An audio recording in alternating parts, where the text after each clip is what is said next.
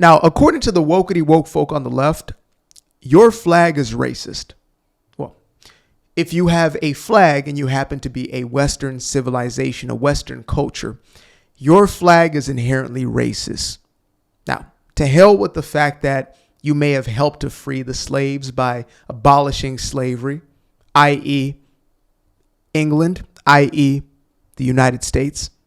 To hell with the fact that you put together a moral code along with your own legislation and policy that allowed people to have the same equal human rights throughout the world, while other nations, non-Western nations, are still essentially fighting tooth and nail to keep those human violations intact.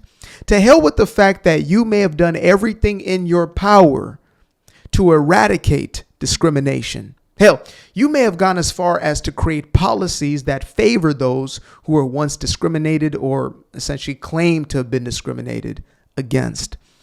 And your flag will still be considered as a symbol of oppression, of colonial powers, and of racism. And so today, I want to take a moment to get into some of the wokety woke folks on the British left, actually. You know, the UK seems to be coming up quite frequently when it comes to my feed as of recent. Wonder why. So let's go ahead and get into this. I believe we have 3 videos here, and then, you know, we do as we do here. We're going to break things all the way down. So let's get into it. Why is there England flags everywhere? Yo, there's just England flags everywhere. England. I get patriotism, but now I'm just scared. Get out of my fucking country, mate. Well, I think this is the problem. It's not that the far right have... So here's a guy who is in the UK, likely as a foreigner. That's my assumption, not just because of what he looks like, but because of his accent, folks. You're going to call me a racist too. Why is there England flags everywhere? What? Yo, there's just England flags everywhere. England. I don't know what accent that is, but what I do know is that he is in the United Kingdom. He is in England. Therefore, they're going to be, I would hope, English flags. Now, according to the wokety woke folk, you must have any flag besides the one that actually represents your nation. Any flag will do, right? You can have the Transformer flag. You can have the black extremist group BLM flag. You could have the whacked out extremist terror group Antifa hanging outside of Congress. But one thing you cannot have is your nation's flag. And this guy literally says, get out of our country. The audacity. Now let's get into clip number 2, see what we're working with here. I think this is the problem. It's not that the far right have co-opted the flag. It's the fact that we don't seem to understand what this country is and the history of these symbols. So both of these flags which you've displayed here, those are the flags which flew on ships which enslaved my ancestors. Those are the flags which the British Army marched into places like India, Pakistan, Bengal, Africa, and colonized 25% of the world. The reason the far right picks up these flags and has consistently, since the 60s, 70s, since my parents' generation have been in this country, is because these flags represent the racism which they are putting out into the world. And I would just point out, this campaign of putting these flags up, this is not some benign, oh, let's just be patriotic. Go and search, Operation Raise the Colours, and you'll find the same far right, Little England, this nonsense spewing about all the migrant hotels, it's all this, that's what that's about. People aren't putting up this flag to celebrate Britain. They're putting up this flag to remind us that Britain is white and we shouldn't be here. Everywhere at the moment. Okay, there's a few things there. And I'm glad that guy at least has 2 brain cells that work in unison. So I can say this, truth be told, there is a far right extremist movement taking place throughout the world. And most of it has been a reactionary, right? I don't think it's the right way to go, all pun intended. But yeah, I see the neo-schmazis coming up, etc. And they use, let's say the flag of any given country. They use the idea of nationalism and patriotism as a way to basically masquerade their own racism. Yes, that exists. But en masse, the majority of individuals who are raising up their flags is because they're sick and tired of not being prioritized within their own nations. They're finally becoming proud of the history of their own nations instead of allowing themselves to be punished for their ancestors' crimes.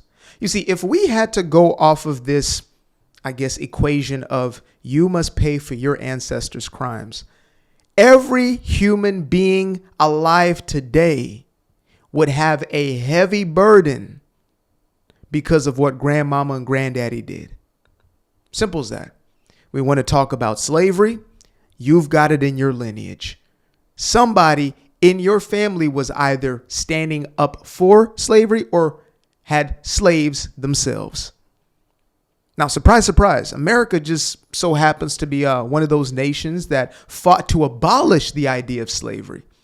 As early as its inception, they were looking to write it into Constitution, but law would not pass. And the man who would have essentially been the one deciding vote, a New Jersey representative, was sick that day. Oh, but why did it have to exist in the first place? Because it existed everywhere else.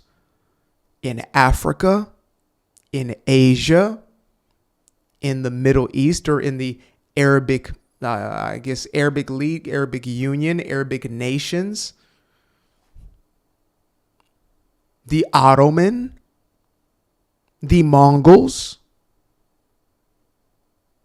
the Ethiopian, the Moors. Slavery, slavery, slavery. Is it right in any of these respects? No. The Aztecs, slavery. They would sacrifice their slaves. The Dahomey tribe of Western Africa, slavery. They would sacrifice their slaves. Honorary to the gods. Is that right? Absolutely not. And so if we want to create, again, a fair conversation around colonial powers, etc., then let everybody bear the weight of their ancestors, or nobody bear the weight. I don't blame the German of today for what some of their ancestors may have done. I blame them if they're a part and they're a participant, right? The ones who are still holding slaves today, yes, they deserve the ridicule and criticism. But guess what? They often never get it. Why? Because they don't fit the narrative.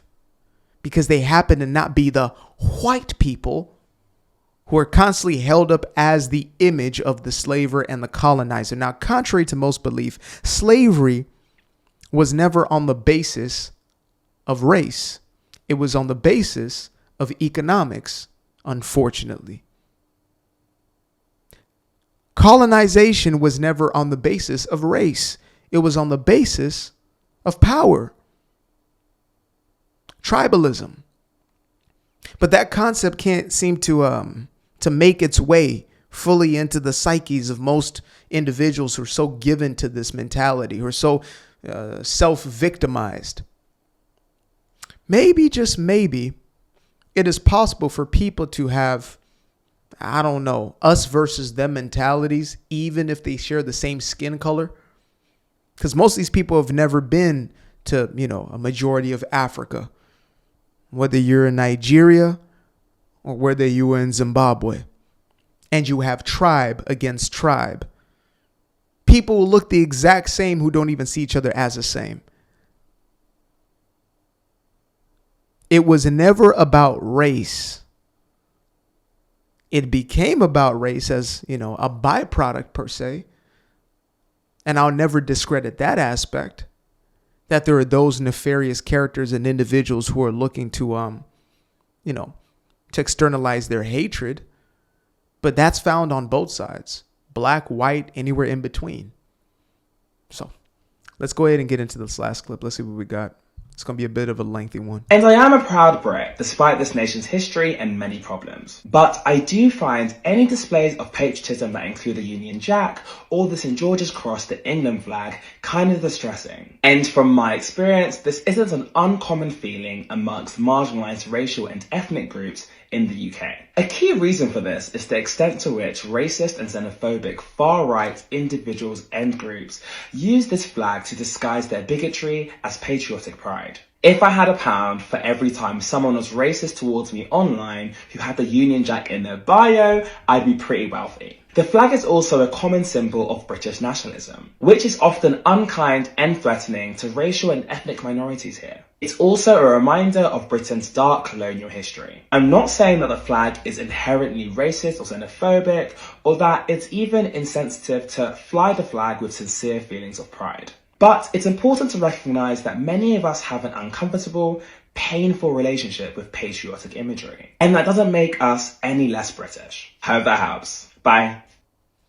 Okay. Well, I mean, we can agree on some things. As far as not having this sort of blanket statement to say, well, here goes a racist. At least there's that nuance there.